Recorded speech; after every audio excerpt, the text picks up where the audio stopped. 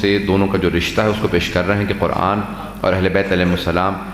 اگر قرآن کو انسانی شکل میں دیکھنا ہے تو اہل بیت کو دیکھ لیں، اور اہل بیت کو کتابی شکل میں دیکھنا ہے تو قرآن کو دیکھ لیں.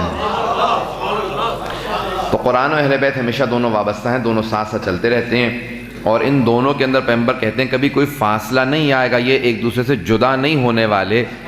اگر کبھی یہ سوچو کہ میرے پاس صرف قرآن رہ گیا ہے، اہل بیت نہیں ہے، تو پھر جان لو کہ ایک قرآن بھی نہیں ہے. جہاں جہاں پہ بھی یہ رہیں گے دونوں ساتھ رہیں گے، ایک سے دوسرا جدا نہیں ہوتا، دونوں ہمیشہ ساتھ رہتے ہیں.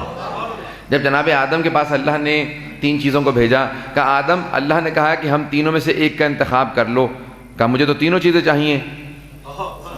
کہا 3 چیزیں کیا تھی؟ کہا عقل، علم اور تقوی. کہا تینوں چیزیں چاہیے. اللہ نے کہا کہ نہیں، ایک کا انتخاب کرو. تو کہا پھر عقل دے دو. تو دونوں چیزیں رک گئیں. کہا کہ میں نے تو ایک کا انتخاب کیا ہے. کہا اللہ نے ہم دونوں سے کہا تھا جہاں عقل رہے وہیں رہنا ہے. کچھ چیزیں مقرون ہیں، متصل ہیں. مولا کائنات نے ایسی بہت سی چیزیں بیان کی ہیں کہ ایک چلی جائے تو دوسری چلی جاتی ہے. آپ نے ایک اور مقام پہ فرمایا کہ الحیاء والایمان مقرونان اذا ذهب احدهما اتبعه الاخر.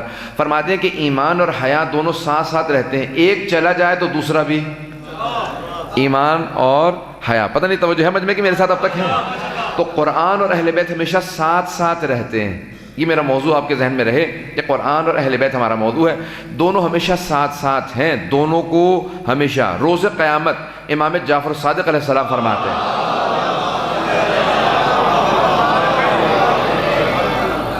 فرماتے ہیں کہ روز قیامت 4 پرچم ہوں گے، 4 علم ہوں گے، اور چاروں پرچموں کے نیچے ایک مجمع ہوگا. کہ میں پہلے علم والوں کے نیچے جا کے سوال کروں گا، بتاؤ قرآن و اہل بیت کا کیا کیا؟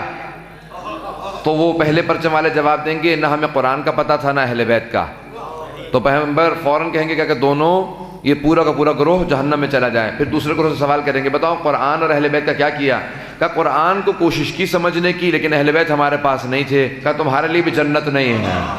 تیسرے گروہ سے سوال کریں گے، بتاؤ قرآن و اہل بیت کا کیا کیا؟ کہ اہل بیت کو رکھنا کی کوشش کی، لیکن قرآن کا ہمیں پتہ نہیں تھا. کہ تم بھی جنت والے نہیں ہو. چوتھے گروہ سے سوال کریں گے، یہ پرچم علی کے ہاتھ میں ہوگا. ایک مرتبہ سوال کریں گے کہ بتاؤ قرآن و اہل بیت کا کیا کیا؟ کہ قرآن سینوں میں تھا، اہل بیت سر پہ تھے. کہ دونوں کو ہم نے بے انتہا تقدس دیا، دونوں کا احترام کیا. پیغمبر کہیں گے یا علی انہی کو جنت میں لے آئیے. تو حضرات یہ پورا نظام قرآن و اہل بیت کے گرد گھوم رہا ہے. اسلام قرآن و اہل بیت کا نام ہے، کسی اور شے کا نام نہیں ہے. بات واضح ہو رہی سب کے حضرات؟ قرآن و اہل بیت ذہن میں رکھیے گا. آئیں ذرا میں پیش کرنا چاہتا ہوں، قرآن میں تفسیر بھی ہے، تعویل. مولا فرماتے ہیں کہ دیکھو قرآن کے اندر تفسیر بھی ہے، تعویل بھی ہے. کہ قرآن کی تفسیر سمجھنا چاہو تو مجھ سے سمجھنا، تعویل کو سمجھنا چاہو تو مجھ سے سمجھنا.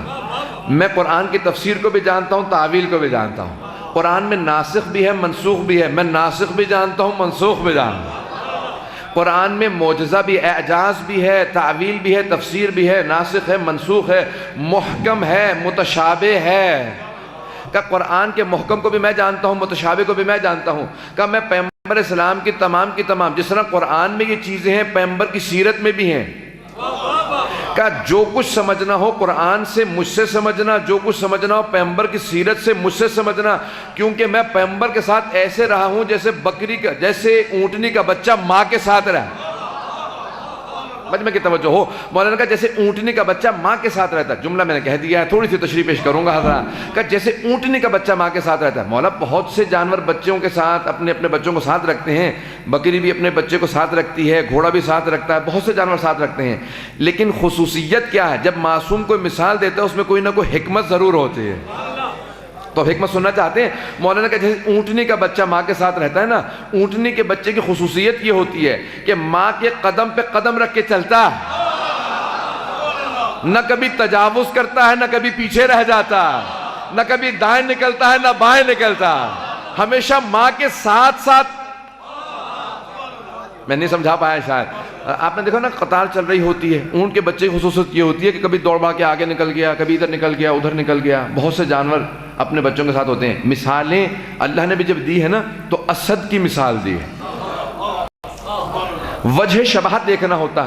یہ مثال کیوں دی جا رہی ہے؟ وجہ شباہت کیا؟ وجہ شباہت شجاعت ہے. اسد کے ساتھ وجہ شباہت کیا ہے؟ تشبیہ کیوں دی جا رہی ہے؟ شجاعت کی وجہ سے دی جا رہی ہے نا. اسد اللہ کا شیر قرار دیا ہے. اللہ کا شیر، شیر کے دل میں خوف نہیں ہوتا. پھر ساتھ میں ایک جملہ لگا دیا کہ اسد اللہ الغالب، کہ ایسا اللہ کا شیر جو سب پہ غالب آ جائے. وجہ شباہت کو دیکھنا ہوتا ہے. بہت سے لوگ پہنچ رہے ہیں، مجھے ایک بات کو پیش کرنا ہے. تو حضرات، امیر المؤمنین نے یہ الفاظ جو پیش کیے، جہاں پہ مثال پیش کی ہے اس میں کوئی نہ کوئی حکمت ضرور ہے. تو آپ نے کہا کہ اونٹنی کا بچہ ماں سے تجاوز نہیں کرتا. دوسروں میں اور مجھ میں یہ فرق ہے. بہت سے بہت آگے نکل جاتے تھے، بہت سے بہت پیچھے رہ جاتے تھے. حضرت یہی تو سوال کیا تھا نا احد کے میدان میں. لوگوں نے کہا کہ یا علی، جب سب بھاگ گئے تھے تو آپ کیوں نہیں بھاگے؟ تو آپ نے کہا مجھے یہ معلوم نہیں کہ وہ جو بھاگ گئے تھے انہوں نے کتنی زندگیاں بڑھوا لیں.